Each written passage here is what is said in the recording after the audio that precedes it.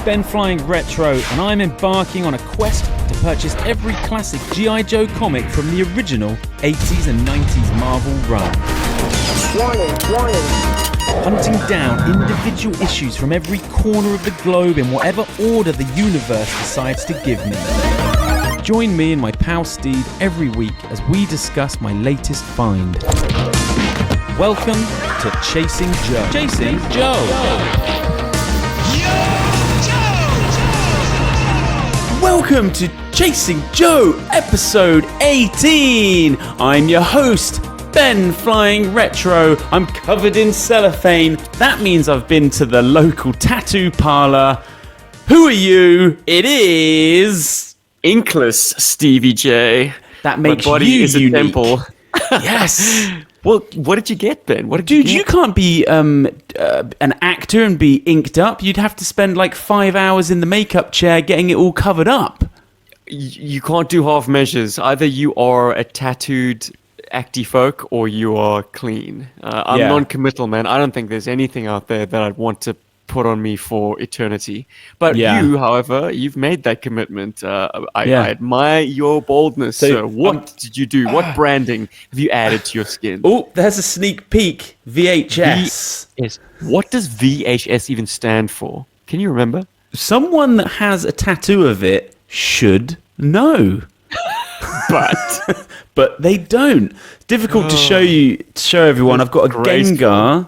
There's a Gengar here. What is a Gengar? I know what a Dengar is. I should have got Dengar. That's a Pokemon. I got an N64 here. Cool. And then there should be, upside down, that's a Gonk droid. Gonk. Oh, amazing. Well, Gonk. that looks cool. That is a good graphic. So that's a sketched one. Reason for people to watch the video presentation of this podcast if you are an audio-only listener. I think... that's I like it the art that. style on that Gonk droid. It's cool. And on Looks this one, Dark Horse. I've only got one more, and it is I can't even work out how to show you, but it's the Ready Player One Extra Life coin. You've just lost your credibility now.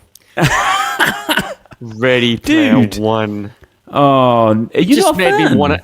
Well, it's an absolute cock tease of a film, man. Oh, it just I'm coming more. A live-action more of a book Gundam movie. guy. I'm more of a book guy. The book hit me hard, hit me in the feels. The film is okay. All right. There's something fun, and I feel like it's the funnest Spielberg, the funnest film Spielberg's made in a long time. You know? Yeah, I suppose. I don't know. He kind of got. He went all serious for a while there. Bridge of Spies. It started earlier than that, man. Schindler's List. Yeah, I know, but like he'd always throw in like the amazing thing about Schindler's List is that simultaneously he's making that and Jurassic Park. It's like one for you, one for you. Anyway, I'm going to open up this. What is that? It's Engine. Fuel the Dream. It's a gin and tonic in a can. Now that's the size you used to get cocktail servings of Coca-Cola in.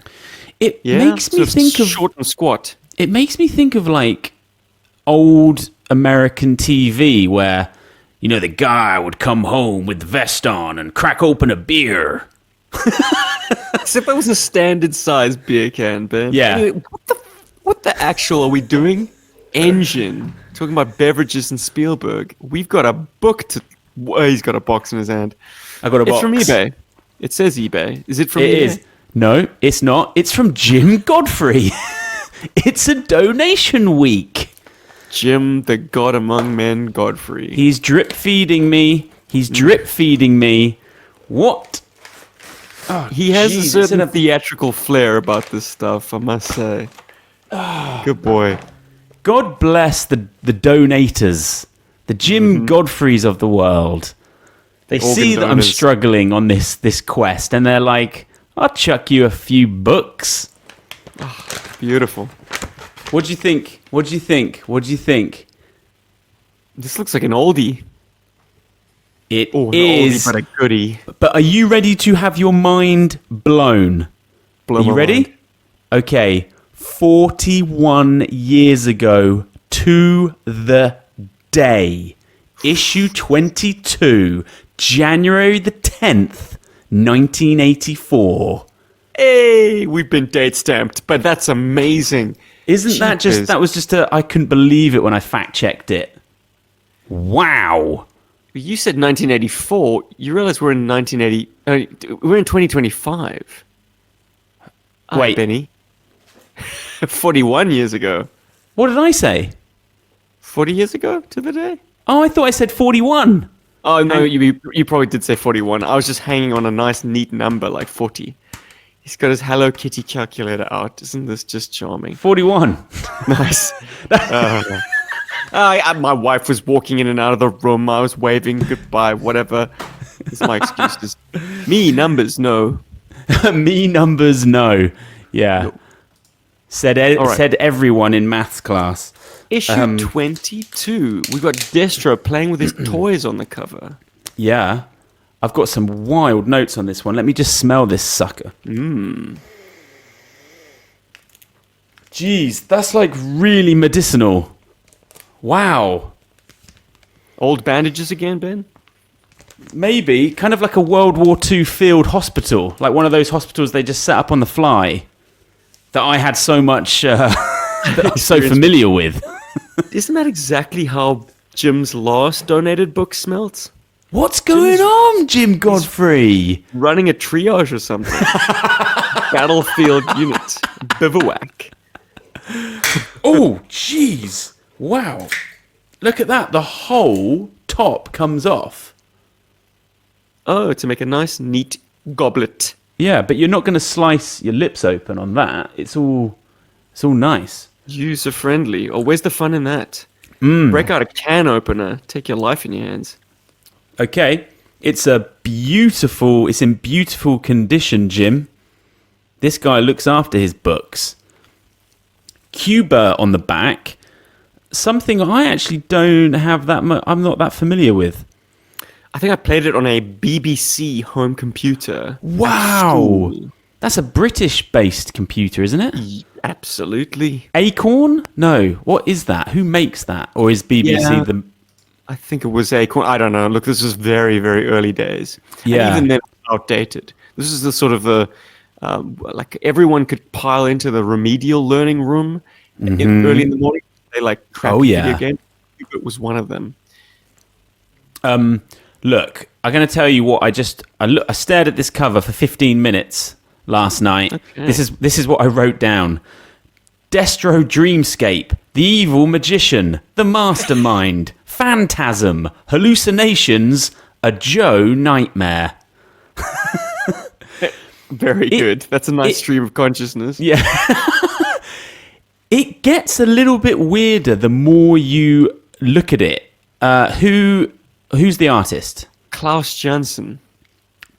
Because it's drawn so interestingly, the way that he's drawn Destro, the way he's holding that rattler like a little toy, a green rattler, I might add.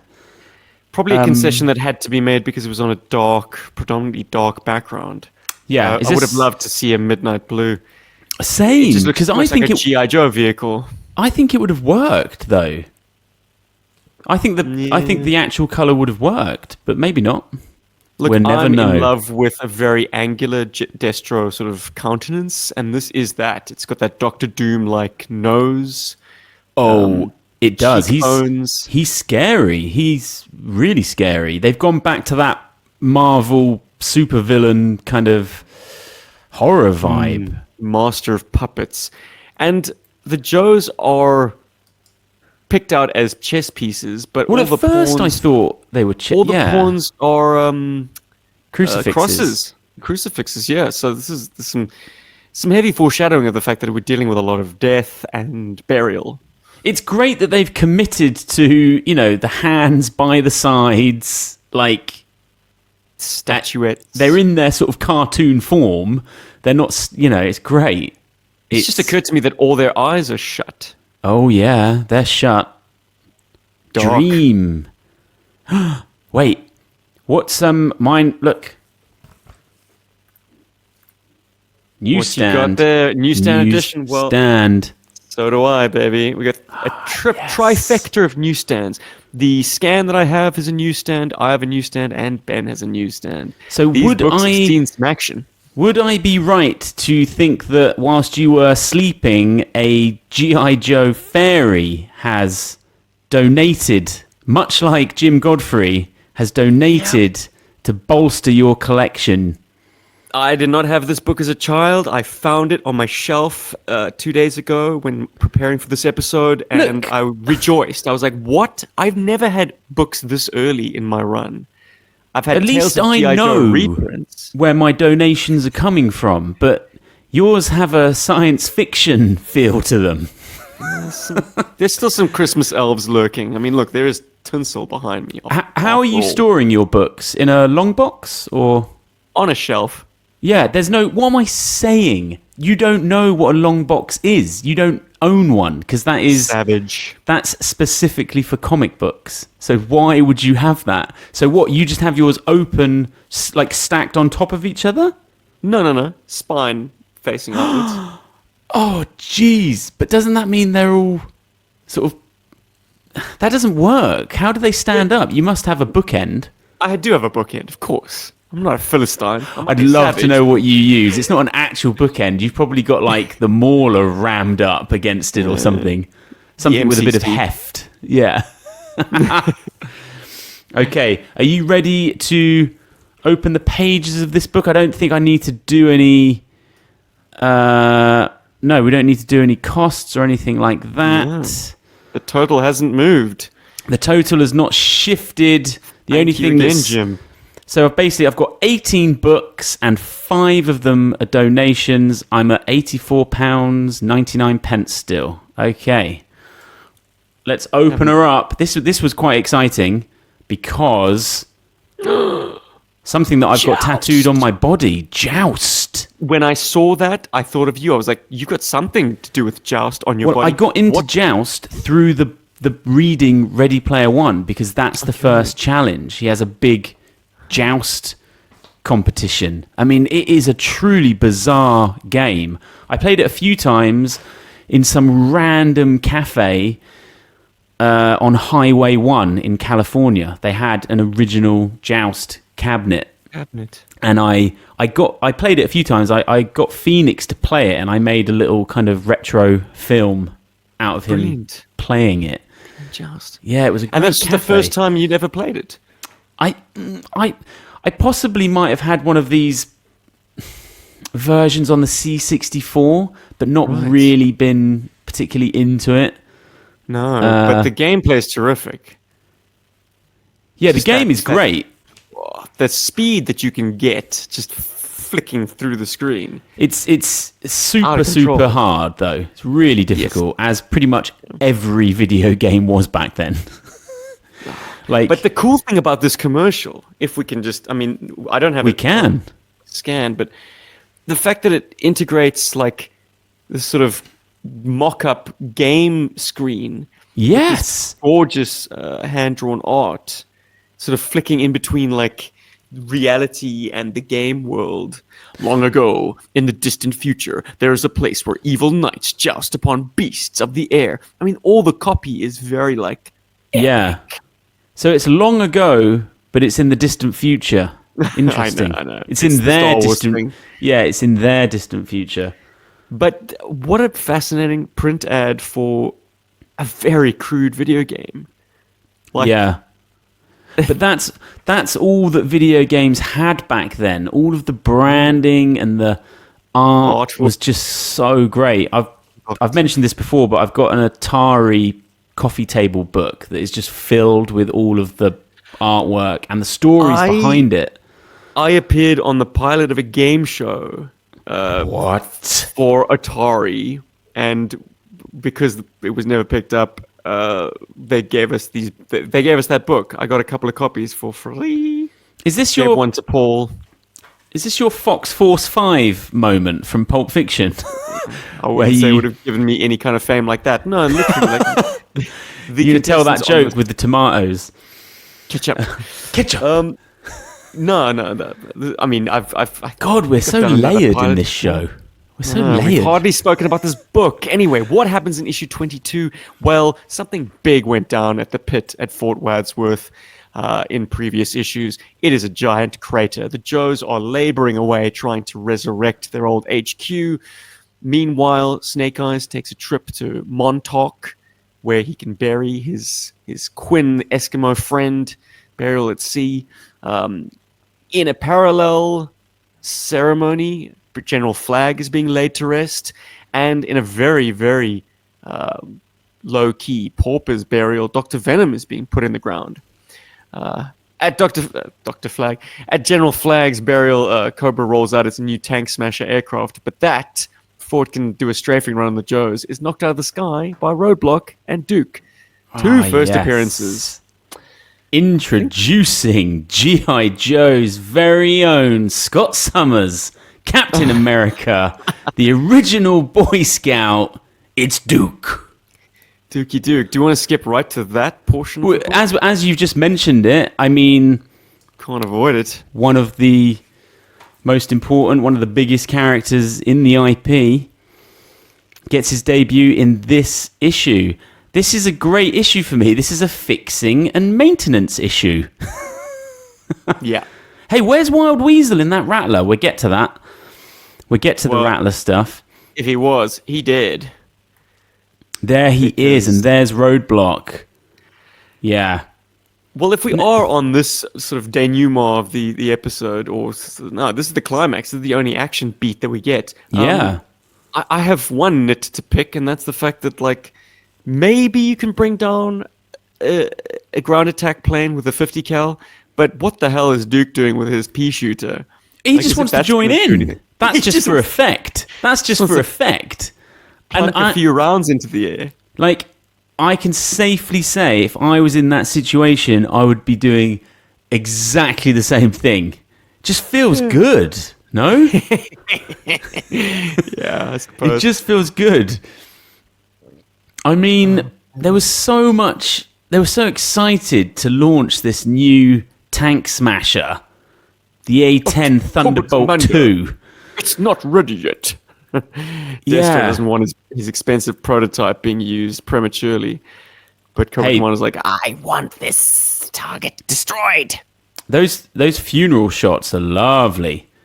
Yes. Just the way that you see the Rattler come like punching in every frame. I missed it at first and I was like, oh, look at this suspense.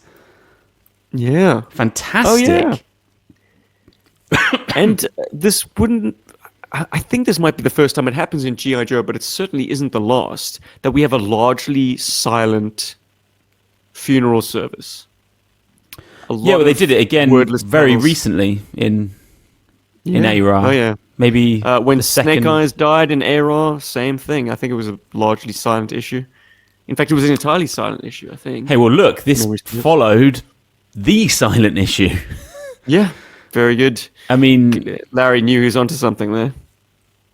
Actually, the context... Yeah, I mean, this issue makes a little bit more sense coming after that. But anyway, hey, no context given in this show. Thunder on through. Black Horse with the boot, the empty boot, sort of facing backwards. I guess that's got military significance, probably an old cavalry tradition. And also, are you meant to think that the entire G.I. Joe team is at this funeral because they were very busy getting the pit back together? Hawk does say we need to sort of double time today's work because tomorrow everyone's heading off to General Flag's funeral. And yes, I think if you are an eagle-eyed fan, you can name check every single named Joe in the sort of the team lineup shot. Apart from the other funeral where Snake Eyes is at. No, Snake Eyes, he makes it back. Oh, he's back for this one, of course. He does. And he's got his beret, I guess, because he's airborne. I mean, it's interesting. Like, Larry definitely was a stickler for who gets to wear what. I mean, because Stalker's a ranger, he gets to wear the beret. I think the same thing with airborne. Gung-Ho's in his marine dress blues. Not Shipwreck. Torpedo's wearing his sort of teacup hat because he's a navyman. So What I yeah, think- they nailed down the dress uniforms. It almost looks like Green Hornet there. What I think is clear from when I was analysing that image is that you really couldn't keep going with this kind of like the faces there, trying to like attach the names to each of them. You needed to start getting super specific about team members if you're going to keep adding in every single issue new faces, which in these early issues is what's happening, isn't it? Like you're just getting new characters constantly coming in, and you don't want it to be confusing for the reader. I guess they're all at a funeral, so they're all in their kind of like green fatigues, so it's a bit confusing. It's tough, man, but you can play that game, and I promise you that the numbers do check out. Yeah. Hey, dude, if you say it, I believe it. I do say it. You must believe it. But Well, yes, look- absolutely. You can't keep that up. And there was definitely, very soon after this issue, there was a need to refresh the roster, and old members were shuffled to the side, given desk jobs, etc. Yeah. The new toys were the ones carrying rifles into battle. Well, speaking of new toys, so we're getting 2 new characters, but we're also getting a new toy in this issue, the Rattler. Now, it looks beautiful in this issue. No Wild Weasel. Just a generic Cobra pilot. Kind of wish based we on had. on the A10 Thunderbolt 2. Very good. But they've kind of moved the engines around a bit, I guess. But, you know, it's relatively close. I guess Vosberg was given references of the A10. Oh, and the none underbelly of- looks great there. Yeah. Wow. It's- because this is where the engines are on the actual plane. Mm-hmm. They've added a second, a third vertical stabilizer. The one in the middle isn't present on the A10. That's more of a Rattler thing. But of course, there's no turbine back there on the A10. And there should be if this is a Rattler. So yeah, the furniture is very much more like the real world plane. I can only reason that they didn't have the toy to hand. It looks very rudimentary in Destro's, like, very interesting. It's not even a diagram. It looks like he's holding up the poster, sort of the industrial published. But look, it even says Tank Smasher there. So they've kept the real world purpose of the plane. So this is for, you know, taking out tanks. Mobats, man. Yeah. Ground targets. It apparently didn't need a very large runway, you know? Mm-hmm. It Well, could no, just- they don't lean into its VTOL capability at all in this first appearance. So that's a surprise when we see it later. But once again, like, you know, if you're gonna do a strafing run on, That's what it's meant for. you could have done it from a far further away. This Yeah, that Cobra guy did cannon, not man, need that to be. 30 mil. Just He go. didn't need to be right down on top of the Joes. Like, he could have obliterated them from a mile away. So are we saying how long after this comic issue comes out do you think they get the toy out there for people? I feel like the Rattler would have been maybe a later release in 1984. No idea, because it is the sort of the premier Cobra item for the year. But they obviously Cobra's didn't other- have Weasel invented yet. Yeah, like, I mean, they just like they went with a prototype version of the plane. They had sort of a prototype pilot, and part of me wishes we got that pilot, because Wild Weasel, being a unique character, coming with an aircraft which was Cobra's main air power for a number of years. Yeah. You know, you wanted to army build your Rattlers, but you then have the side effect of having several Wild Weasels. So I just made him an army builder. Okay, look, I'm just going to Wild say Weasel it. in the front and the back. Okay, it's in my notes. I'll say it. I know how you feel about this toy, but I'm just going to say it. I've said it before.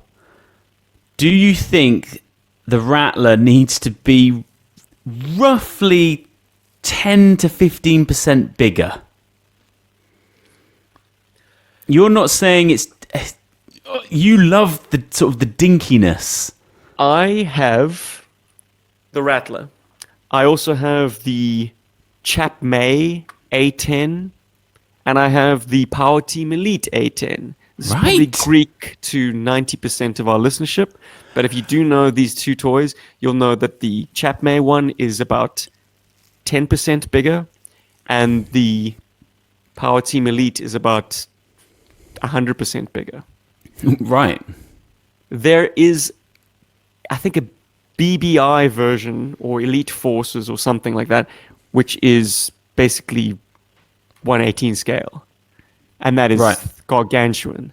And I think for a toy, swooshability is so vital for the aircraft. Can I just the have a ability look to at the- hold it in one hand? Yeah. And the Rattler does that better than its counterparts. I will say that its major failing is obviously the landing gear. That's a crying shame. That really does knock this down. Look a how few many pegs. bombs and missiles are on that sucker. It's wow. Yeah. Look, it's joyous. I absolutely adore it. I always felt like the cockpit was just ever slightly a little bit bulbous. A little bit too bulbous. Well, if you're going to shrink down the size of the aircraft, unfortunately, the proportions get- are going to be a bit chibi to get the figure to sit snugly. Yeah. At least he can get his massive dome underneath that canopy. Yeah. Some aircraft is a real struggle. Yeah. Now, who have you got in yours? Who have you got in the... Wild Weasel front and back. Great! Front and just have- back.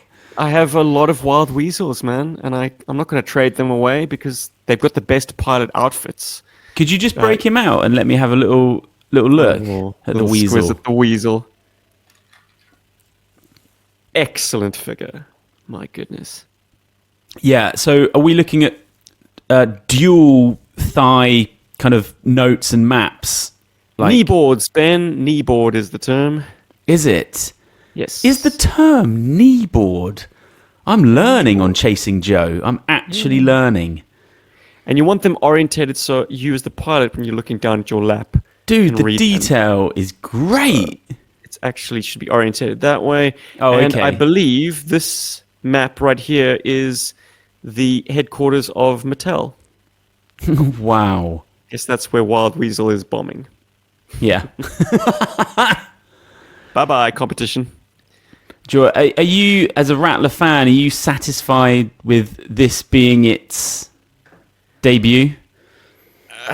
Look, it's still a baddie aircraft, so it needs to be disposed of Yeah. with extreme prejudice. Takes an by absolute- handheld weapons. Peppering. It does. It Oh, look, really- it's a pretty set of panels. I can't complain about the way it's depicted. Yeah, no, it had to die in a Yeah. very dramatic fashion. Yeah. Look, even the cockpit, I mean, it actually looks like he takes one, to be fair.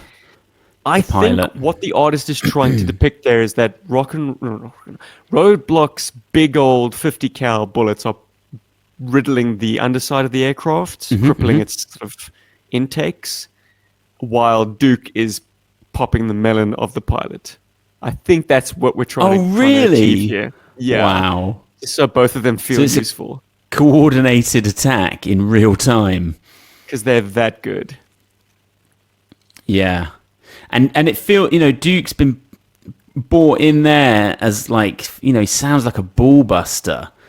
It's almost like they haven't been up to scratch and he's going to whoop them into shape.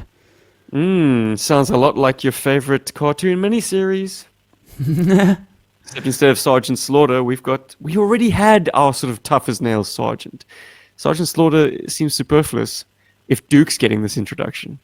It works a lot. Well, I don't know. I can't say it works a lot better or worse, but it's a constant recurring theme, I guess. This guy's the biggest badass on the team. No. Yeah. This guy's the biggest badass on the team. Step Hands on aside, hips. other badass. Yeah. Yeah. How do you feel about the early pages of the book where we're getting the aftermath, a lot of dialogue, a lot of character work? Oh, I know you're gonna love the fact that it's Cover girl. so heavy with the gags. Yeah, a lot This of is- gags, a lot of chat up lines. Pure comedy for 10 pages.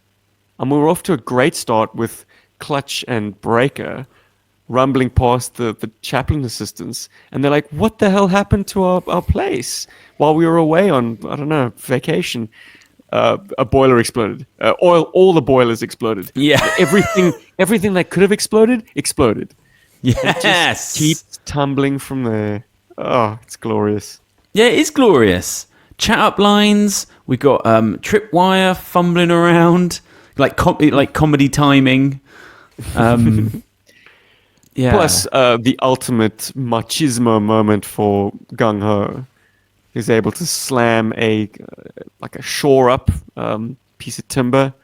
Oh yeah. To stop a cave in from happening. My goodness. There's so much timber in the pit. So much wood. Yeah. Well, they're scrimping, man. Steel be more costs a lot more.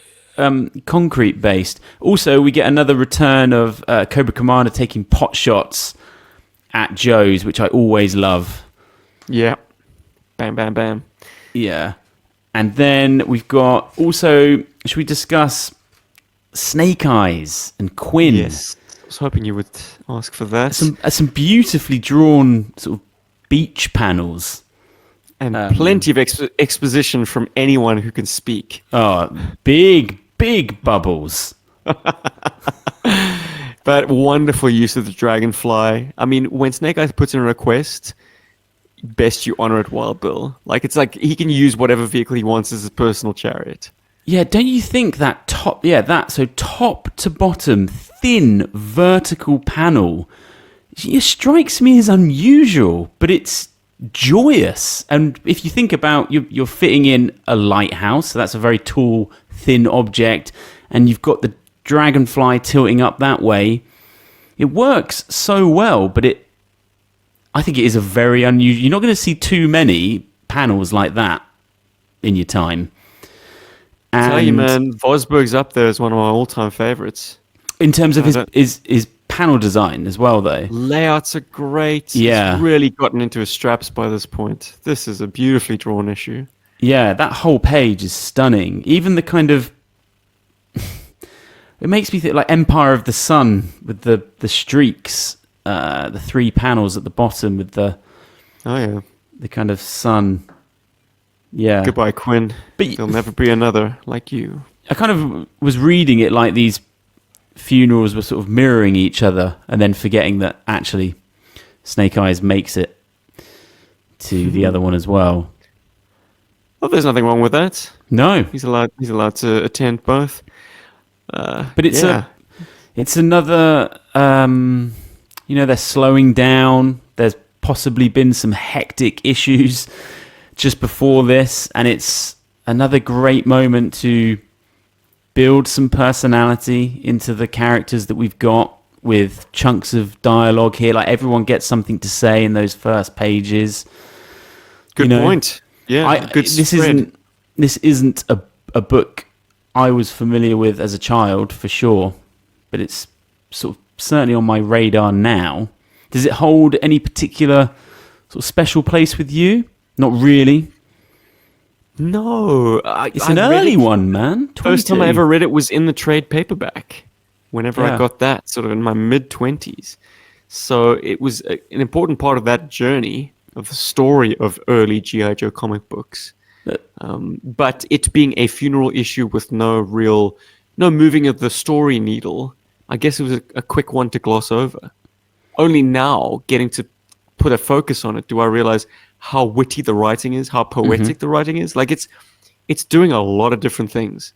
And if ever you need a reminder of why Larry is just our god of G.I. Joe scribe, I mean, like this issue is one you should pull out. Yeah. Because it's got pathos. 1984, I mean, it's no joke. This is a deep cut. I mean, Larry was a younger man than we are. Dude, don't. I mean, look. That's a dangerous road to walk down. Yeah, I mean, to be writing something like this. Yeah. Just now, awesome. I know you're a big fan of Quinn, and you want that Quinn O-ring fig. You know? Why wouldn't you? Like, we are not even dealing with him alive, and yet his legend is so steeped that he's got snake eyes. giving him a burial at sea. Yeah. We spoke about when we talked about issue 100 and whatever it was. Whenever we visited Snake Eyes' little hidey hole in the deprivation tanks. Oh, yeah. And we saw the 30 cal mounted on the wall. Well, yes, that couldn't have been Quinn's original gun because we see it in this issue being put to sea with him. Yeah. Yeah, we do. Now, on the last page of this book, so Dr. Venom. Dr. Venom's there, yeah. And then, who are the other two? Unnecessary. The other two are just other sort of paupers and whiners. Okay. Yeah. Fair enough. A common grave for just criminals and homeless people. Oh, look at that, though. Next issue, Cobra Commander captured. What? You're thinking... Jeez. No, just reading this last page again, like, he gets Shakespearean on us. Like, classical scholar right here. He's making references to Hamlet. Like, this one extremely bookish prisoner. Like, because these are obviously convicted criminals, and this is their prison job. They are made to bury the poor, the dead, the other criminals. And it's not glamorous work, but he's like, yes, we're like the gravediggers in Hamlet. And the other guy's like, what? It feels like they're wrapping up, maybe not the first arc, but they're, Quinn features in quite a lot of the first 22, maybe 8 Look, issues. I would not be the first person to jump on a comic podcast and say that this is season 1 of GI Joe coming to a close. Yes. With the deaths, with the burials, and then we really launch into the next season with the soap opera of Snake Eyes. I mean, I say that in a sort of derisive way. It really is excellent in the issues to come. Yeah. But it very much does shift the focus onto his story and Storm Shadow and the LRRP team and Vietnam and all that stuff. Yeah. Yeah. Look at that. He-Man! Yeah. Don't remember Never playing played that. But it wasn't... This was before NES. This is that sort of weird early time where like there wasn't a standout system that outsold everything else. Yeah. All these... And that Qbert ad is perfect example of it. Like, it shows all the gameplay variations that Qbert could be played on. Because Atari was really short-lived, wasn't it? It was real boom and bust kind of a console. Went just absolutely massive, and then it was just relentless tie-ins after tie-ins that they were barely games. And then it just sort of disappeared, never to return, unless you had an Atari Lynx. You feel like you may have been a Lynx kid. No. Before my time, boy. Of course. Oh my God, you're so young. It's ridiculous. No, I'm not. But life is long, friend. Dude, how are you finding Cape Town? And are you going to be doing a kind of stock check take of your GI Joe toys, comics, maybe swapping some things out, taking some things back? Yeah. No, there'll be no taking things back. I'm a very one-way trip kind of guy. Oh, really? So you're dropping off. You're dropping off things. What are you putting into the deep freeze? Well, I wish I'd brought more. I brought some gifts for Paul and Rob. I had a demon, an extra demon, and an extra Mobat, which went to Paul. I had an extra stun and an extra wolf that are going to Rob. Most of my 90s figures have come back with me. I've kept the heavy hitters in Australia. Yeah. So you've actually thinned out your Australian contingent. Streamlined. Yeah, more focused. Just get the best hits and get the more sort of outlier stuff back here in the main cache. Yeah. Jeez. So is it all in your childhood bedroom? Yes. And do you know how rare that is? That's your parents didn't think, hey, I want a gym in that room. I guess I kept showing face enough, Ben. But I never moved out fully. I've still not really settled into my forever home. Kim and I are renting in Australia. There's a video on GI Joburg of you doing a bedroom tour of that room. That room. It's And changed it's a little like, bit. it makes, if I could go to my my kid's bedroom like that and do that would blow my mind. The fact that you can go into the bedroom that you grew up in and it looks like, it must be a trip. It must be really surreal. Really surreal. Does it still have the bed in there? Yeah. Jeez, it's And almost, let me tell you, man, it's a museum. I will sleep the best night of my life in that bed. Yeah. If ever I get a chance to now. What about like the iconography? Is like their posters? Are there? Is it lit? Is it an actual time capsule? No. The posters have all come down.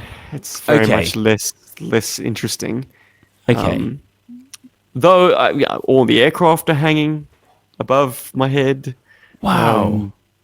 And I want to decompress things. I want to like give things more space. Yeah. Which invariably means rationalizing and putting some things away, storing things away. I think Star Wars is all going to go into cupboards. Okay. Do you give your parents like a cleaning rota? Dust. I cover everything while I'm away. Okay. Yeah. Everything gets a little sheet. In fact, I use old T-shirts, basically. Wow. Mm-hmm. God, that blows my mind. Your parents bath your entire vehicle collection to scrub the dust off once. You vow never to have to do that again. Let me tell you, it's tedious. Dude. Well, I'm trying to build up my vehicle collection again from scratch, and I'm struggling with finding the wolf for one. You want the wolf? Oh. I think what you have to rationalize is that you're not just going to get mint stuff complete. Like, I think that is a barrier to entry to this party. What you need to do is almost go on a journey of like, okay, I get it like this, and then the journey continues trying to complete it by then buying. Just make sure you make a pilgrimage to whatever toy shows are happening in your vicinity. Yeah, That's where the deals are, and things are in. You can find good condition stuff. It exists. People's childhood collections find their way into dealers' hands. Well, also, back to the comic, I want to...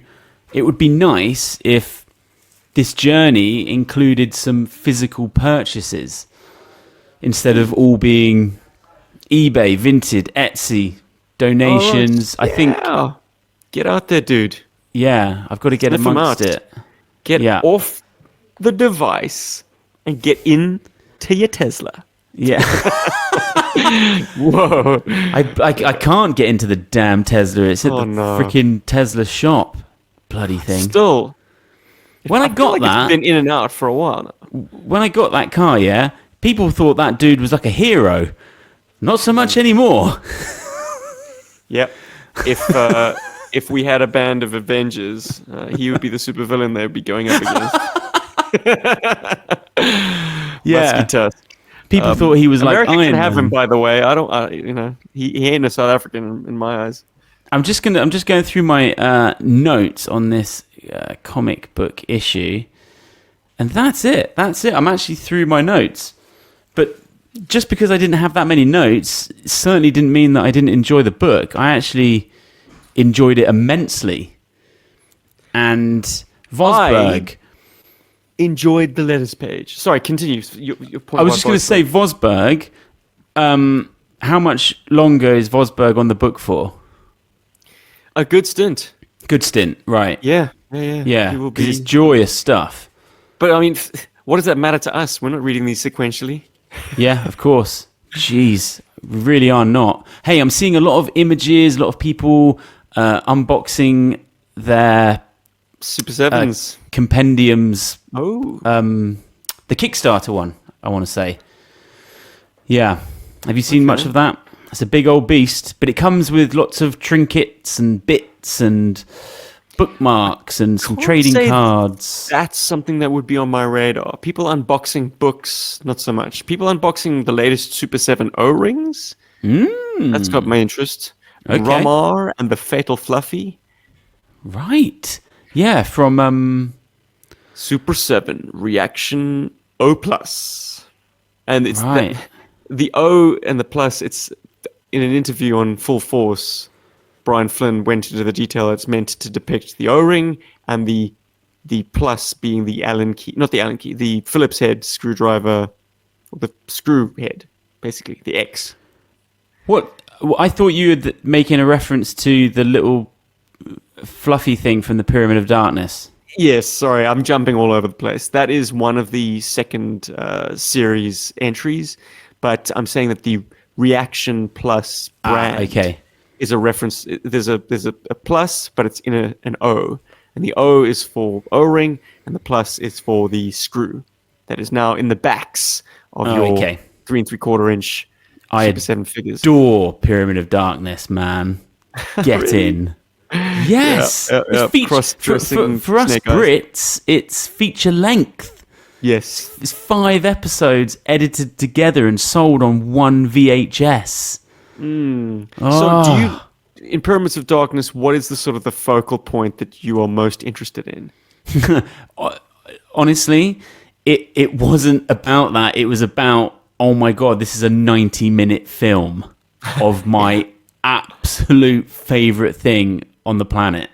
So there was just no way that I'm not gonna, absolutely love that. And it was a tonic to just constantly watching Arise Serpenta Arise, Action Force the movie. What's the other feature length one I had? How come that was the tonic? Just because it is slightly lighter, it's the one that's zany. Water robots. And Destro has a Viking longboat or something. Like, Arise Serpenta Arise could have been the movie. Like, the story has so much weight and gravitas and consequence. Yeah. I think the cool thing with the Sunbow is that they're all just on YouTube, aren't they, for free? Just to watch. Affirmative. Yeah, I need to probably do that in order. That would be fun to do. It would be. Did you started reviewing them, but did that sort of drop off? Yeah, look. Were you doing them in any kind of order or not? I can't remember. We were doing them in chronological order. Okay. We got about halfway through the first season. Yeah. GI Joburg, things come in, things come out. You just got to go with it. Hey, there's not much GI Joe to talk about, my friend. But something that I wanted to touch on this issue before we say goodbye to as chimney sweepers come to dust is the letters page, where something so deliciously 1980s or old-timey comes up in this letter from Keith Stebleton. I just love the way he expresses himself. Dear Denny, which one? Issue number 19 was one of Marvel's best ever. I loved the action. As he stated in issue 12, Quinn always keeps his word. He did not kill Dr. Venom while he was alive. How does Larry Hama do it? He keeps on getting better and better. And the art, ooh la la. Yeah, that's joyous.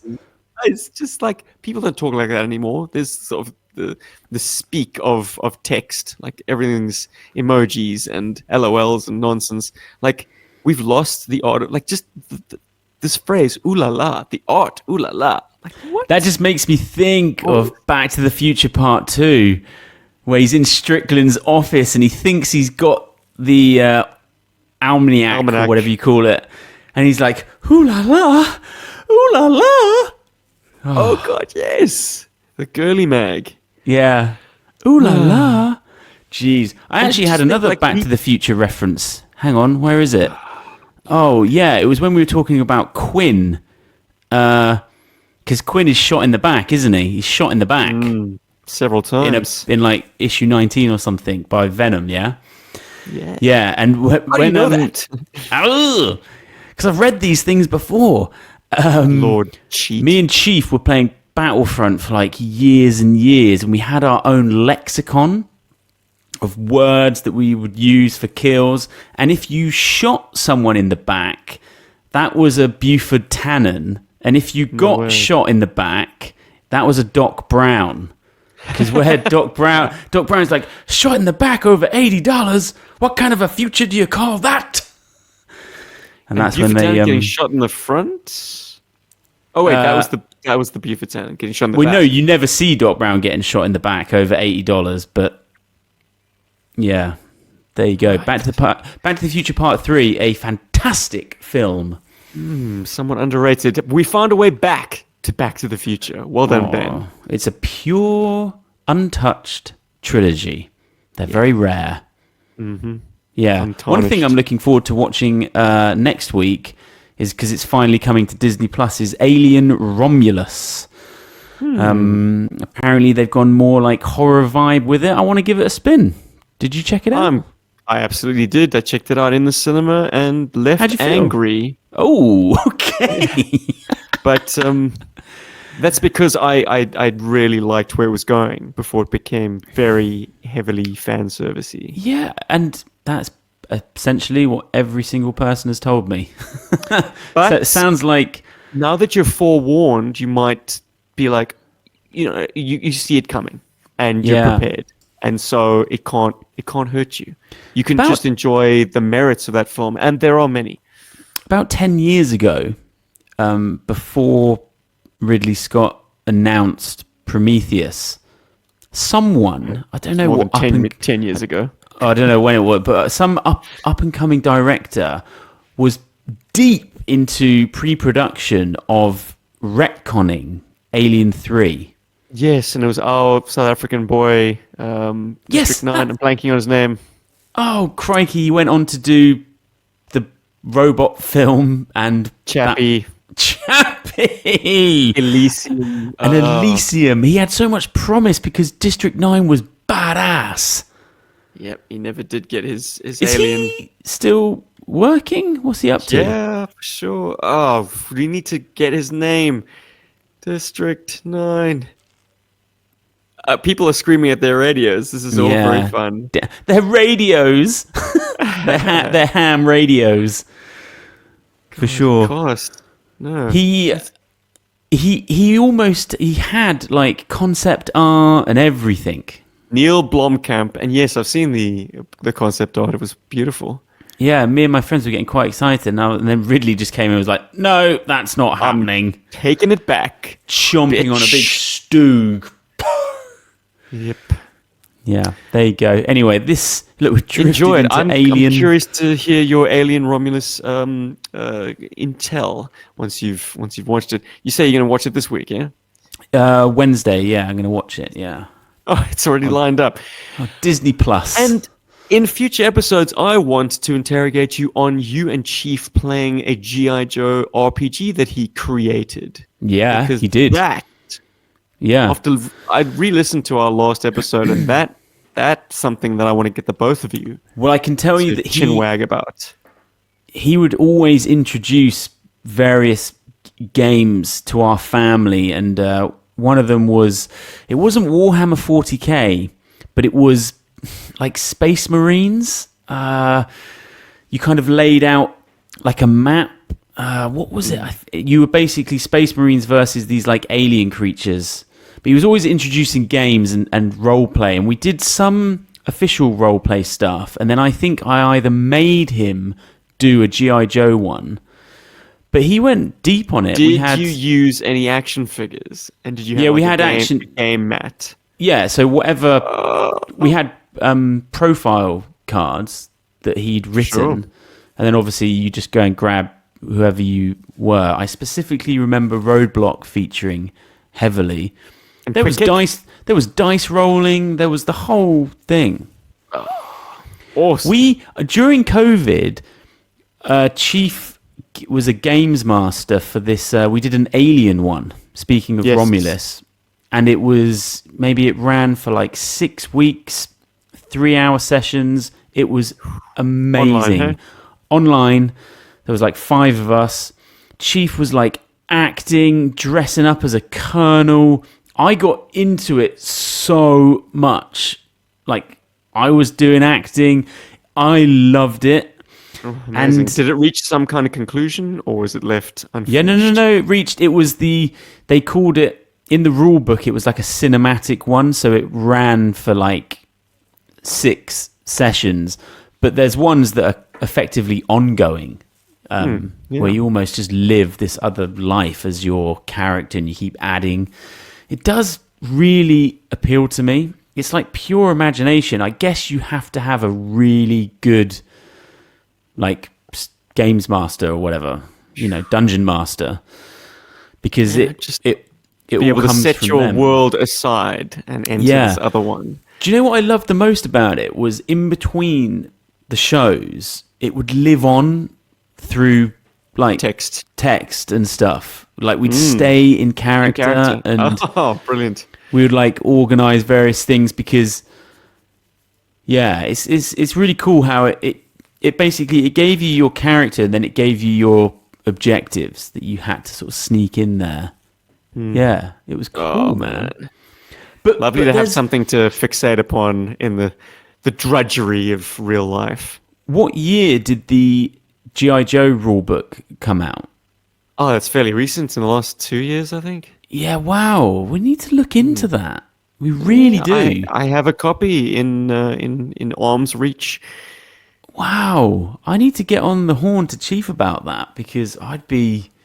Yeah. Well, have you heard much about it? Like, is it being played? Is there a community? I know of a podcast that actually put their sessions out for all to hear. Wow. Yeah, very cool.